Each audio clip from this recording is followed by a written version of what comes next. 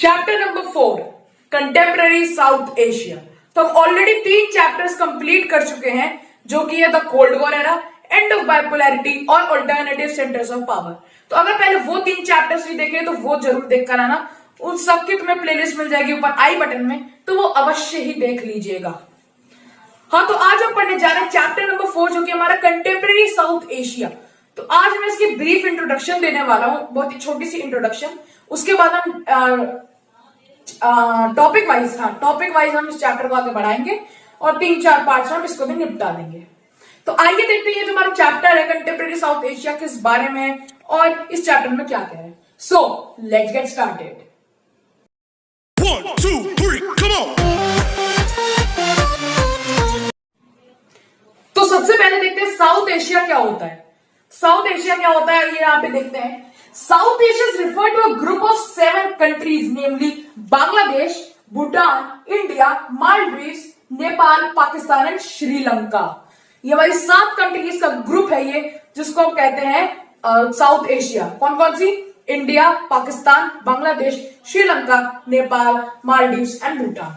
इन 7 countries का जो group है वो होता है हमारा साउथ एशिया। ये जो हमारा एशिया है उसके सदर्न रीजन में लाई करते हैं, इसलिए साउथ एशिया की कंट्रीज है ये क्या है? ये स्टैंड करती है for diversity in every sense and constitutes geopolitical space. यानी कि आपस में डाइवर्सिटी है इनके, आपस में ये कोऑपरेट करने की कोशिश करती हैं, आपस में मिलकर डेवलप करने की काफी ज्यादा कोशिश करते हैं।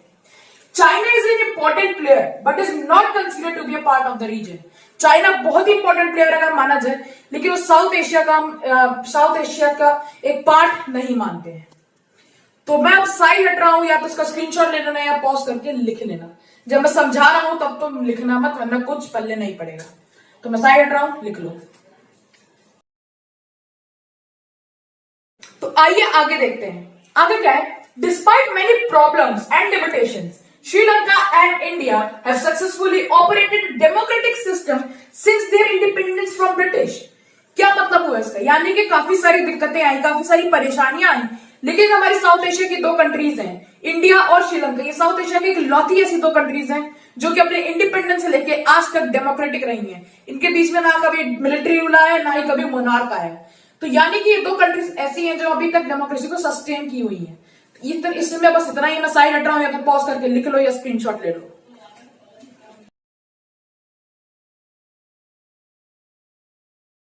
तो अब देखते हैं हमारे पाकिस्तान और बांग्लादेश जो कि हमारे पड़ोसी हैं, इनके क्या हालात हैं। So Pakistan and Bangladesh have experienced both civilian and military rulers, with Pakistan remaining a democracy in the post cold war period. यानी कि इसका क्या मतलब हुआ? हमारे पाकिस्तान और बांग्लादेश दोनों ने ही एक मिलिट्री रूल को सफर किया है। दोनों के यहाँ एक बार मिलिट्री, एक बार नहीं, एक्चुअली बांग्लादेश में तो 1-2 बार, लेकिन पाकिस्तान में बहुत बार। तो दोनों ने काफी बार मिलिट्री रूल का सामना किया है और डेमोक्रेसी का भी सामना किया है। लेकिन अगर हम पर्टिकुलरली बांग्लादेश की बात करें तो वो कोल्ड वॉर खत्म होने के बाद से डेमोक्रेटिक ही है, उसका कोई भी मिलिट्री रूल नहीं आया। कोल्ड वॉर कब खत्म हुआ था? 1991 में। यानी कि पोस्ट 1991 हमारे बांग्लादेश में कभी भी कोई मिलिट्री रूल नहीं आया है, लेकिन उससे पहले 1-2 बार मिलिट्री रूल आ चुका है।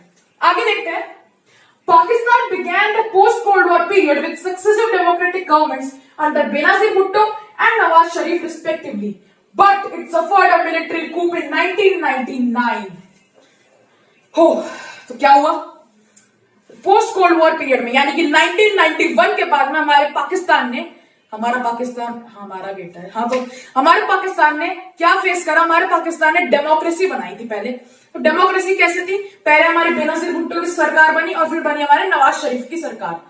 तो इन दोनों की सरकार के बाद एक मिलिट्री कूप होता है, यानी कि तख्ता पलट हो जाता है, यानी कि एक मिलिट्री रूलर आता है। उसका नाम क्या था? परवेज मुशर्रफ। हाँ, परवेज मुशर्रफ 1999 में वहां पे आके तख्ता पलट कर देते हैं और उनका खुद का रूल हो जाता है। It has been run by a civilian government again since 2008. 1999 से 2008 तक हमारे परवेज मुशर्रफ वहां पे रूल करते हैं, मिलिट्री रूल चलता है। फिर 2008 से आज तक वहां पे डेमोक्रेसी एस्टैब्लिश हो गई है। और आज के हमारे वहां के प्राइम मिनिस्टर कौन है? मिस्टर इमरान खान। तो ये तो इतना है हमारे पाकिस्तान और बांग्लादेश का केस। मैं साइड हट रहा हूं, या तो तुम स्क्रीनशॉट ले लो या पॉज करके लिख लो।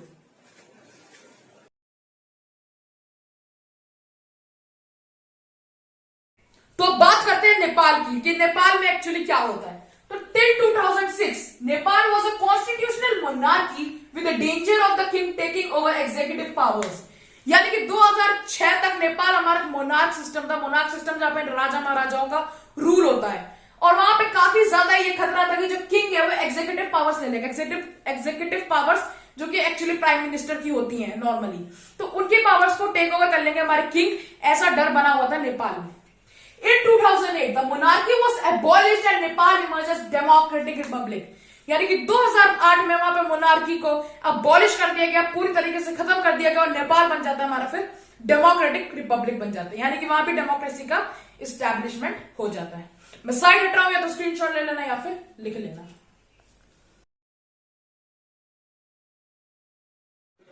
तो हमने साउथ एशिया की 5 कंट्रीज के बारे में ब्रीफ में बात कर ली है। कौन कौन सी 5 कंट्रीज? इंडिया, श्रीलंका, पाकिस्तान, बांग्लादेश और नेपाल। बची 2 कंट्रीज भूटान और मालदीव्स। इनके बारे में भी यहाँ ब्रीफली देखते हैं। वैसे पूरे चैप्टर में हमें इनके बारे में इतना ही मिलेगा, इस चैप्टर में ज्यादा भूटान और मालदीव्स के बारे में है नहीं।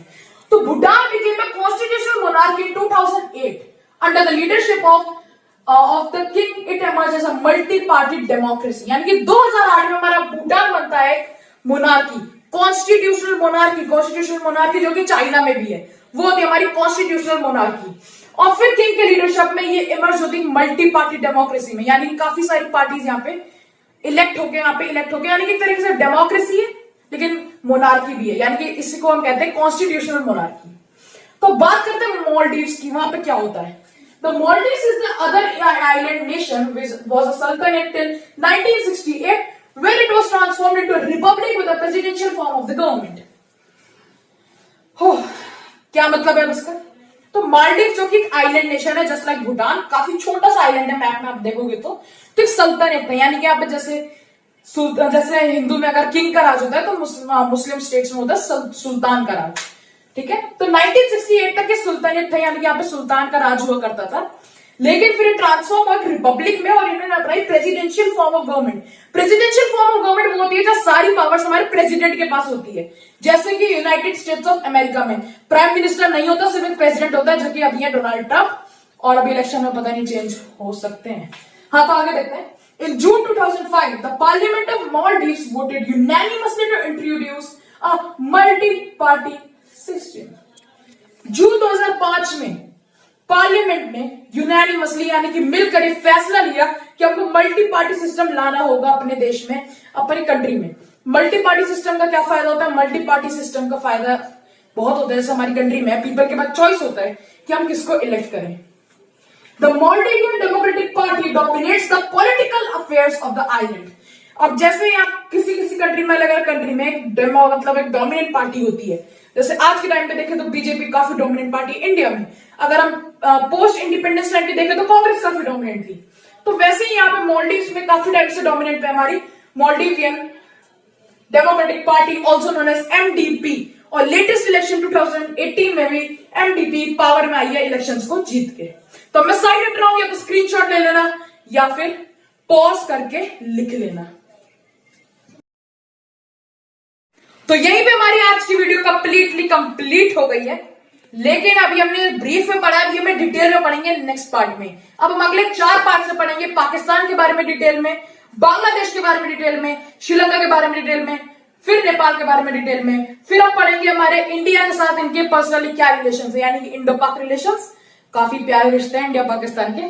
फिर हम पढ़ेंगे इंडिया बांग्लादेश के रिलेशंस क्या है, इंडिया श्रीलंका के रिलेशंस क्या है, इंडिया नेपाल के, इंडिया भूटान के, इंडिया मालदीव्स के, मतलब सबके साथ इंडिया के कैसे रिलेशंस है। फिर हम पढ़ेंगे सार्क के बारे में, south Asia association of regional cooperation, यानी कि साउथ एशिया कंट्रीज ने एक ऑर्गेनाइजेशन बनाया है जिसमें वो कोऑपरेट करके डेवलपमेंट करने के लिए मीटिंग्स रखते हैं। तो हम उसके बारे में भी पढ़ेंगे और वहीं पे हमारा ये चैप्टर बेसिकली एंड होगा। तो आज की तो वीडियो यही एंड हो गई हो। वीडियो अगर अच्छी लगी हो तो लाइक जरूर करना और सभी दोस्तों के साथ ये शेयर कर देना और चैनल को सब्सक्राइब कर देना, ताकि नेक्स्ट वीक आने वाले कंटेंट्स में तुमको नोटिफिकेशन मिल जाए। नोटिफिकेशन के लिए घंटी बजा देना। मेरा एक और चैनल है जो कि लर्न एंड ग्रो, काफी अच्छे कंटेंट्स में डाल चुका हूं, वो तो जरूर देखना। उसकी लिंक तुम्हें डिस्क्रिप्शन में मिल जाएगी और वीडियो के एंड में भी उसका तुम्हें एक आइकन मिल जाएगा। तो जरूर देखना, वो तो बहुत ही अच्छा चैनल है, वहां पे बहुत ही अच्छे अच्छे कंटेंट्स में डाल चुका हूं और मैं वहां पे बहुत जल्द भगवत गीता की समरी भी शुरू करने वाला हूं। तो उस चैनल को जाकर जरूर देखना और सब्सक्राइब कर लेना। तो बस हमारी वीडियो एंड करते हैं क्लासिकल अंदाज में अपनी कोटेशन के साथ। तो कोटेशन क्या है आइए देखते हैं। Pearls don't lie on the seashore. If you want one, you must die for it. बहुत ही प्यारा कोटेशन लगा मुझे। मतलब क्या है? पर्ल्स मतलब मोतियां, मोतियां जो कि महासागरों में होती है, जो कि समुद्र के अंदर बिल्कुल डीप में होती है। तो जो मोतियां होती है वो समुद्र के तट पर यानी कि समुद्र के किनारे पर ऐसी पड़ी नहीं रहती कि जाके कोई भी उठा ले। उसको लेने के लिए हमें समुद्र के अंदर डुबकी मारनी पड़ती है। यानी कि जो हमारी सक्सेस होती है वो हमारे पास चल के नहीं आती, उसके लिए हमें स्ट्रगल करना पड़ता है, उसके लिए हमें स्ट्रगलिंग मोड में घुसना पड़ता है, हसलिंग मोड में घुसना पड़ता है। हसलर बनो हसलर। तो हमें उस फेज में घुसना होता है ताकि हम स्ट्रगल करें और तब जाके सक्सेस मिलती है, ऐसे आसानी से नहीं मिलती है। तो स्ट्रगल करना बहुत ही ज्यादा इंपॉर्टेंट होता है। तो वीडियो हमारी एंड होती है। अपना ध्यान रखना, घर वालों का ध्यान रखना। थैंक यू, बाय बाय, जय हिंद, जय भारत।